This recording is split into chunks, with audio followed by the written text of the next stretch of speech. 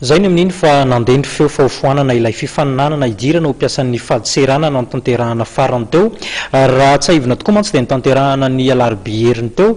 ny antsotsika hoe délibération tsy mbola nivoaka nefa mandraky ty androandroany ty ny vokan'izay fanadinana izay sasamiandry nefa ireo mpiadina nanoneviny momba ity tranga ity ny ministra ny vola sy ny tetibola malagasy fanazavana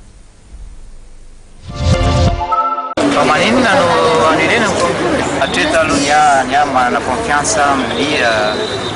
membre jury tsy ministre ny mamoaka ny résultat fa membre jury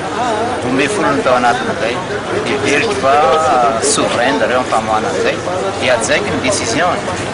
fa marina fa raha ohatra hoe misy zavatra tsy mety tao azo atao ny mijery ihany koa ara tena tsy mety tao za tsy miaroaro ny zavatra hoe